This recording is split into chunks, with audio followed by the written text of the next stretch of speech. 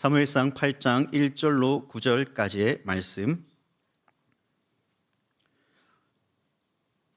제가 봉독해 올리도록 하겠습니다. 사무엘이 늙음에 그의 아들들을 이스라엘 사사로 삼으니 장자의 이름은 요엘이요 차자의 이름은 아비야라.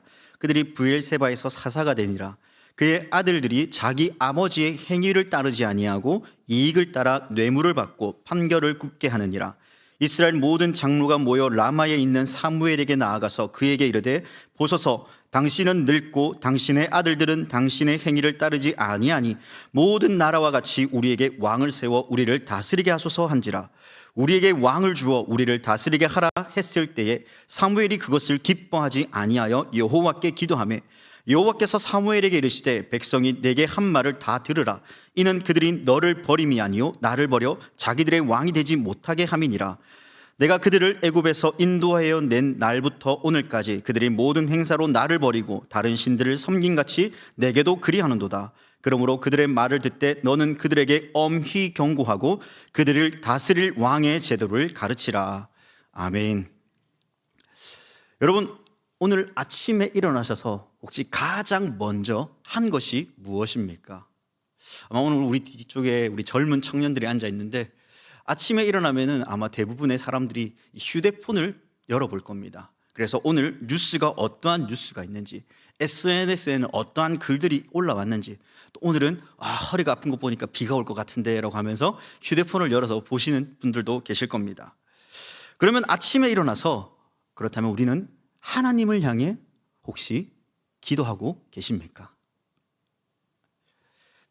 내 삶의 최우선순위에 두며 아침을 맞이하고 있느냐라는 이 질문 앞에 저와 여러분들은 어떠한 대답을 내어 놓으시겠습니까?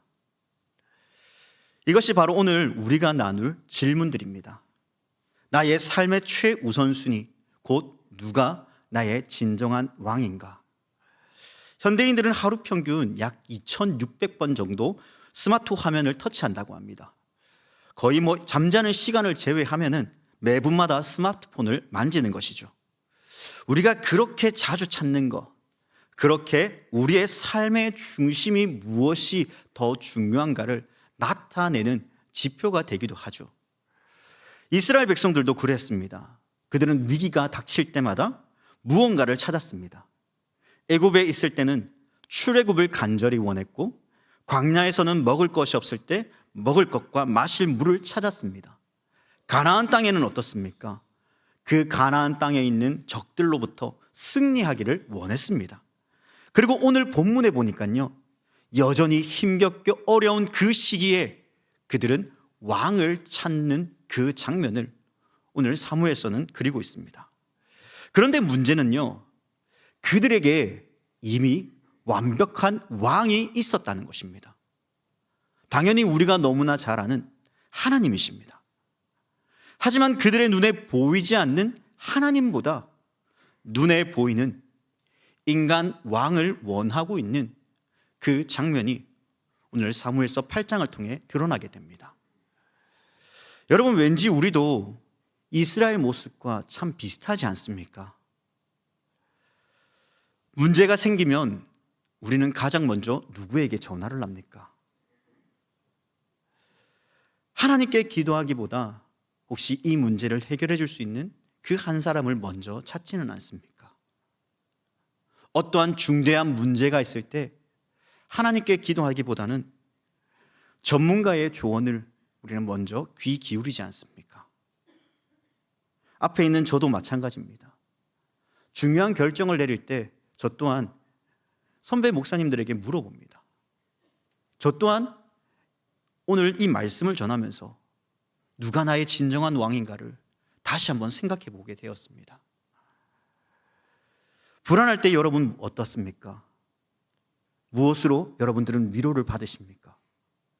혹시 하나님의 말씀보다 유튜브나 SNS나 아니면 다른 사람들이 내 이야기를 들어줌을 통하여서 나를 감싸 안아주는 그 위로가 나의 전부다라고 혹시 우리는 생각하며 살아가고 있지는 않습니까?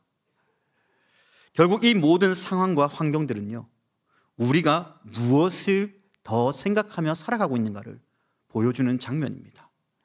내가 무엇을, 누구를 진정한 왕으로 섬기고 있는가?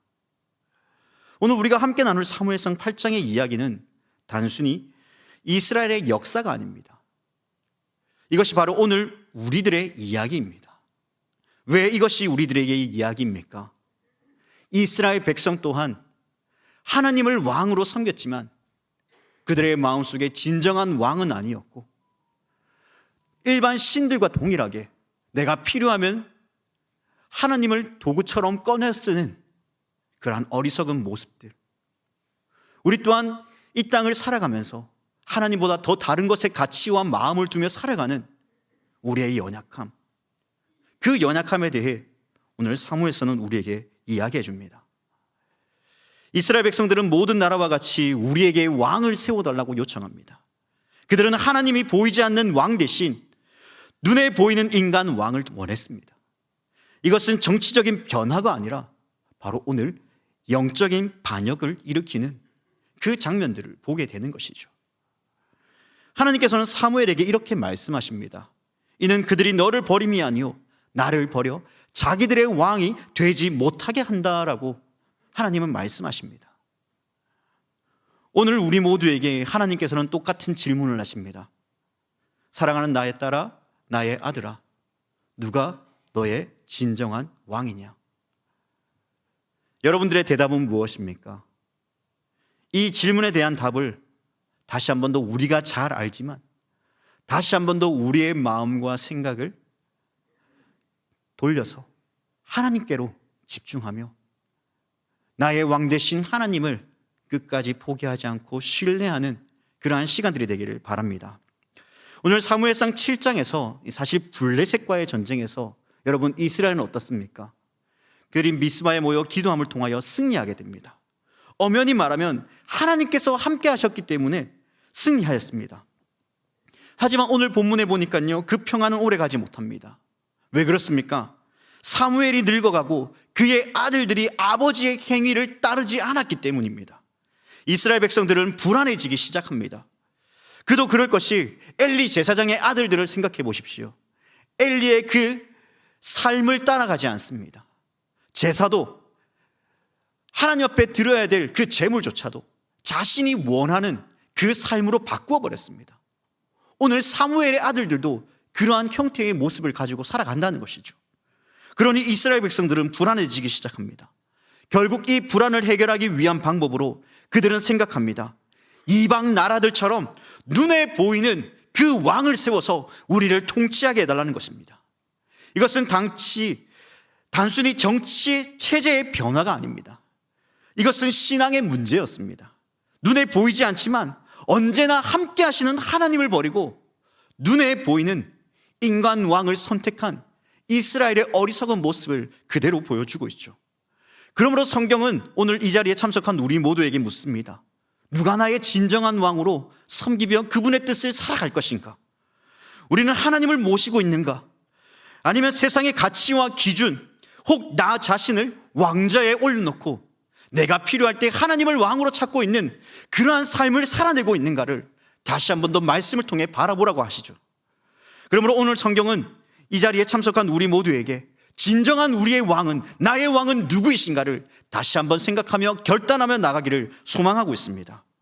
이스라엘은 분명 왕을 달라고 할 때 눈에 보이는 왕이 필요했지만 사실 이러한 왕이 주어지면 많은 정비가 필요하다는 것을 하나님께서는 이미 말씀하셨죠. 여러분, 나라가 세워질 때 그 나라가 한 사람 두 사람으로 세워지겠습니까? 그렇지 않습니다. 많은 인력이 필요합니다.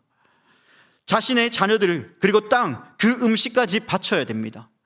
왕이 세워지면 자연스럽게 일어날 병폐가 어떻게 될지도 하나님께서는 일일이 다 알려주셨습니다. 그럼에도 불구하고 이스라엘 백성들은 그래도 괜찮으니 왕이 세워지길 원합니다. 왕이 세워지길 원합니다 라고 그들은 외쳤습니다.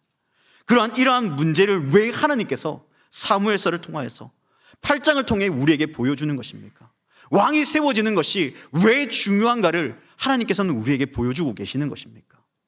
이것은요, 인간 왕의 역사는 병폐를 통해 나라가 흥망성쇠에 따라 좌우되기도 하지만 때로는 무너지고 완벽할 수 없지만 진정한 왕이 누구이신가를 하나님께서는 보여주시기 위해 그 왕을 세우도록 하십니다. 그럼에도 불구하고 이스라엘 백성들은 이 사실을 깨닫지 못하죠. 지금 이스라엘은 어떻습니까? 왜곡된 시각과 지식을 보여주고 있습니다. 오늘 먼저 이스라엘은요, 눈에 보이는 왕을 요구하는 것을 5절을 통해 보게 되죠. 이것을 왜곡된 시각으로 볼 수 있습니다. 5절 말씀해 보면 그에게 이르되 보소서 당신은 늙고 당신의 아들들은 당신의 행위를 따르지 아니하니 모든 나라와 같이 우리에게 왕을 세워 우리를 다스리게 하소서 한지라 라고 고백합니다. 이스라엘 장로들이요 사무엘에게 찾아왔습니다. 왕을 요구할 때 그들은 세 가지 합리적인 이유를 명확하게 제시합니다. 첫 번째는요, 사무엘이 늙었다.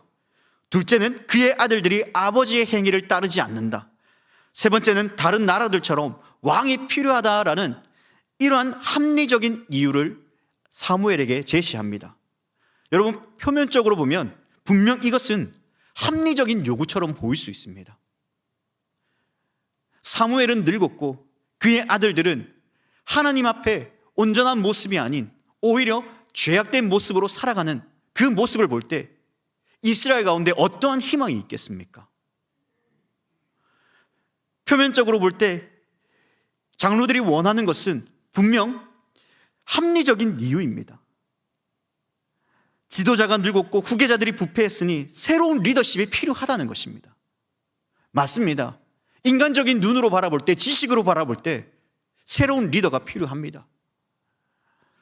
그러나 이것은 근본적인 문제를 간과하고 있습니다. 여러분, 한번 이스라엘의 그 과거들을 한번 회상해 봅시다. 이스라엘은요, 애굽에서 누가 구원해 주셨습니까?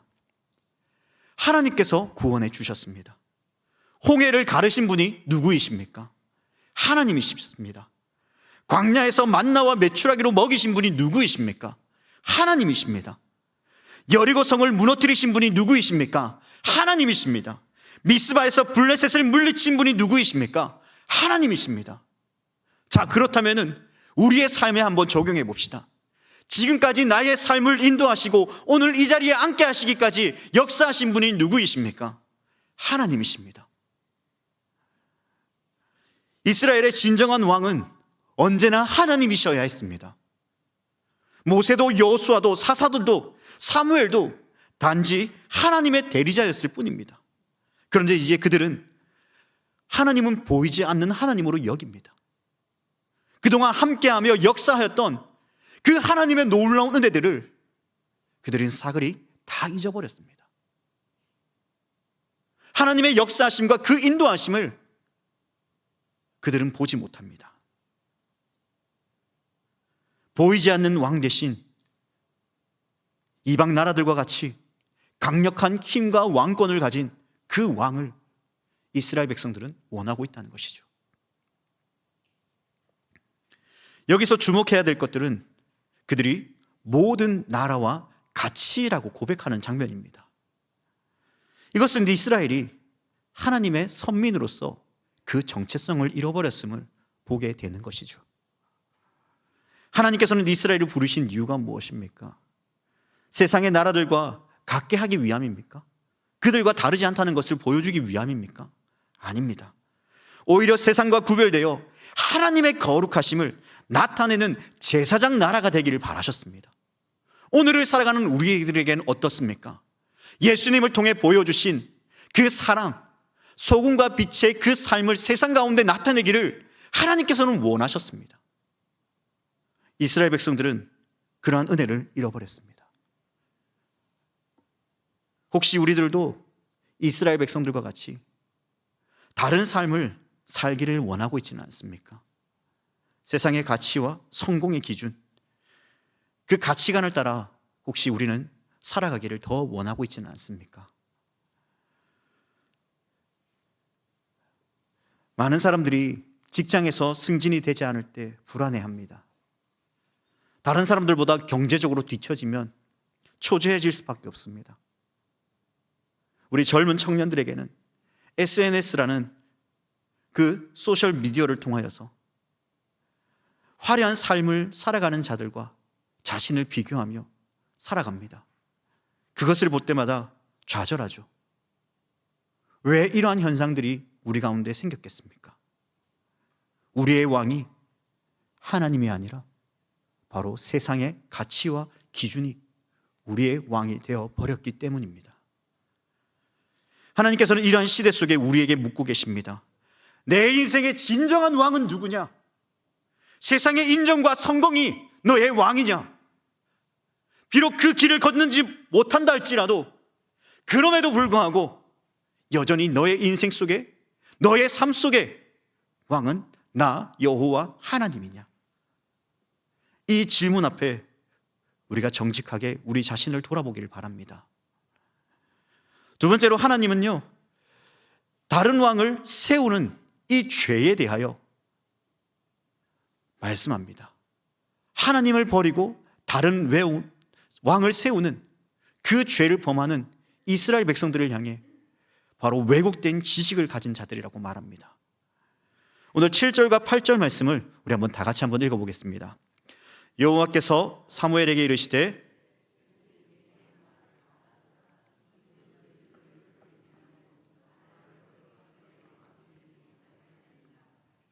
내가 그들을 애굽에서 인도하여 낸 날부터 오늘까지 그들이 모든 행사로 나를 버리고 다른 신들을 섬긴 같이 내게도 그러하는도다. 여러분, 하나님께서는요, 이스라엘의 요구를 단순한 정치적 변화로 보지 않으셨습니다. 이것은 하나님을 거부하는 영적 반역이었습니다. 7절에서 하나님은 분명히 말씀합니다. 이는 그들이 너를 버림이 아니요 나를 버려 자기들의 왕이 되지 못하게 함이니라. 더욱 가슴 아픈 것은 8절 말씀입니다. 하나님께서 출애굽부터 지금까지 이스라엘 백성들이 행하였던 그 반복적인 배신을 하나님께서는 상기시켜 줍니다. 그들은 하나님께서 기적적으로 구원하시고 먹이시고 보호하셨지만 그럼에도 불구하고 그들은 지속적으로 하나님을 버리고 계속 우상을 섬겼습니다. 광야에서 그들은 무엇을 했습니까? 출애굽 후에 그 광야에서 그들은 무엇을 행하였습니까? 하나님께서 시내산에서 모세와 대화하실 때 그들은 금송아지를 만들며 이것이 우리를 출애굽한, 너희를 구원한 하나님이다 라고 외쳤습니다. 가나안 땅에 들어간 후에는 어떻습니까? 사사기 10장 6절은 이스라엘의 반복적인 배신의 역사를 기록합니다. 10장 6절에 이렇게 말씀합니다. 이스라엘 자손이 또 여호와의 목전에 악을 행하여 바알들과 아스타롯과 그들을 섬기고 여호와를 버려 그들을 섬기지 아니함으로 라고 말씀합니다. 이스라엘은 하나님을 완전히 버리지 않았습니다. 다만 그들은 여전히 성전에 나아갔고 제사를 드렸지만은 하나님의 이름을 불렀지만은 그러나 그들의 마음속에는 이미 다른 신들을 섬겼습니다. 그들이 불안하고 두렵고 힘들 때는 여호와 하나님의 이름을 부릅니다. 그러나 잘 되고 그들의 인생이 아무런 문제는 없을 때는 우상을 섬기며 복주기를 바라는 그 삶의 모습으로 이스라엘 백성들은 살아갔다는 것이죠. 이것이 인간이 가진 바로 왜곡된 지식입니다. 시험 기간에만 기도하고 취업이 되기를 위해서 기도하고 사업이 어려울 때만 하나님을 찾는 그러한 하나님. 우리가 하나님에 대해 어떠한 하나님인가를 제대로 알지 못하기 때문에 우리는 마치 하나님을 하나의 우상처럼 여기며 우리에게 복 주시기만을 바라는 그러한 하나님을 우리는 찾습니다. 어느 한 기사에 보니요, 이런 글이 있습니다. 수능 당일 교회에서 기도회를 열었습니다. 많은 학부모님들이 그 자리에 참석하여 많은 자리를 메꾸고 함께 기도했다고 합니다. 그런데 그 수능 당일이 끝나고 그 다음날 성도들은 새벽에도 그 어느 모임에도 뜨겁게 기도하는 모습을 찾아볼 수 없다고 합니다. 여러분, 이것이 무엇을 이야기하는 것입니까? 필요할 때만 찾는 하나님. 우리는 그런 하나님을 믿는 자들이 아닙니다. 고난 가운데서도, 역경 가운데서도 내 길이 비록 평탄치 않는 그때에도 여전히 나와 함께 하시는 그 하나님을 우리는 믿고 섬겨야 됩니다. 비록 이스라엘 가운데 영적으로 여러 가지 힘들고 어려운 상황 가운데 있었지만 그럼에도 불구하고 그들은 여전히 하나님을 신뢰해야 됐습니다. 그러므로 우리에게 말합니다. 어떠한 상황 가운데서도 하나님을 섬기는 그러한 자녀들이 되어야 될 것을 오늘 사무엘서는 우리에게 가르쳐 주죠. 우리는 하나님을 섬긴다고 말하지만 때때로 우리의 삶을 지배하는 것들이 있습니다. 어떤 이에게는 물질이, 어떤 이에게는 인정이, 어떤 이에게는 자녀가, 어떤 이에게는 자기 자신이 왕이 될 때가 많습니다. 이것을 위해서라면 우리는 과감히 모든 것을 행합니다. 그 마음에 내 인생은 내가 책임진다라는 그러한 교만한 마음으로 하나님의 인도하심을 구하지 않고 자기 뜻대로 살아가게 되죠. 그러므로 하나님께서 오늘을 살아가는 우리에게 물으십니다. 정말 너의 왕자에, 내 마음에 그 왕자에 내가 앉아 있느냐? 여러분들은 어떻습니까? 하나님이 여러분들의 왕좌에 진정한 왕으로 앉아 계십니까? 오늘 이러한 마음 가운데, 이 말씀 가운데 우리가 다시 돌이킵시다. 내 마음의 진정한 왕이 하나님이 아니었고 나 자신이었고 다른 것들이었다면 오늘 이 시간 이 말씀을 통하여서 다시 그 왕의 자리를 내가 아닌 하나님께 내어드리고 하나님의 통치와 하나님이 기뻐하시는 그 삶으로 나아가는 우리 모두가 되기를 소망합니다. 할렐루야. 아멘. 하나님은 진정한 왕이 누구이신가를 깨닫게 하기 위해 마지막으로 허용적 징벌을 우리에게 허락하시는 것을 보게 됩니다. 우리 한번 9절 말씀을 보도록 하겠습니다. 그러므로 그들의 말을 듣되 너는 그들에게 엄히 경고하고 그들을 다스릴 왕의 제도를 가르치라. 하나님께서는요, 이스라엘의 요구를 들어주라고 말씀합니다. 분명 하나님께서는 그들이 자기들의 왕을 버렸다라고 말씀하셨음에도 불구하고 그들에게 그들이 요구하는 바를 들어주라고 합니다. 여러분, 이상하지 않습니까? 우리의 자녀들에게 만약에 그 험난한 길을 걸어간다고 할 때 여러분은 어떻습니까? 어떠한 조언을 하십니까? 그래, 네가 그 길을 한번 걸어가 봐. 여러분 말하시겠습니까? 내가 걸어왔던 그 길 가운데 실패하고 좌절하고 넘어졌던 그 길을 자녀들에게 다시 그 길을 가르쳐 주시겠습니까? 그런데 하나님은 그렇지 않습니다. 우리는 이해할 수 없죠. 그런데 여기에도 하나님의 사랑의 메시지가 담겨 있습니다. 그것은 바로 엄히 경고하고 왕의 제도를 가르침을 통하여서 왜 너희들이 이러한 일을 행하였을 때에 어떠한 일이 발생하는가를 분명히 깨달으라는 것입니다. 너희가 몸소 직접 체험한 그 일들을 통하여서 그동안 하나님께서 내가 너희를 어떻게 이끌어 왔는가를 생각해 보라는 것이죠. 우리가 오늘 말씀을 읽지 않았지만요, 11절과 18절까지 이 왕의 제도가 세워지면 어떠한 일들이 일어나는가를 말씀해 주고 있습니다. 왕은 백성들의 아들들을 군대에 입대하게 해야 됩니다. 딸들은 궁궐에서 일하게 해야 됩니다. 가장 좋은 밭과 포도원과 감람원이 빼앗기게 됩니다. 소산의 11조를 빼앗기게 됩니다. 국방의 의무나 궁궐에서 호의 화식하면서 살아갈 수 있는데 뭐가 문제냐라고 우리는 생각할 수 있지만, 그러나 우리는 반드시 기억해야 됩니다. 이때 당시에 정치력과 국방력은요, 사실 신생아 아기 수준에 불과할 뿐입니다. 이제 왕이 세워지고 정치 제도가 세워지고 국방력이 세워지는 그러한 갓난 아기와 같은 그러한 상태에 놓여 있는 이스라엘의 모습입니다. 그들이 생각했던 나라의 정치와 국방의 의무는 결국 그들의 올무가 될 것을 하나님께서는 말씀하신 것입니다. 당시 어떻습니까? 그 시대는 전쟁이 발발했습니다. 그 전쟁이 가득한 시대를 감안했을 때 이스라엘의 아들들은 전쟁터에 나가서 결국 적국의 손에서 죽임을 당하게 됩니다. 나라를 빼앗기면 왕궁에 있던 그 사람들조차 포로로 잡혀가게 되고 죽임을 당하거나 적들에게 수치와 온갖 굴욕을 당해야 됩니다. 우리나라가 역사적으로 과거 일본에 찬탈당했을 때 어떠했습니까? 그 수모와 수치를 우리는 아직도 기억하고 있지 않습니까? 그러한 수치와 아픔을 이스라엘 백성들도 당하게 된다는 것입니다. 그럼에도 불구하고 그들은 말합니다. 괜찮습니다. 그것은 우리 모두가 감내하겠습니다. 하나님은 잠시 그 자리에 계세요.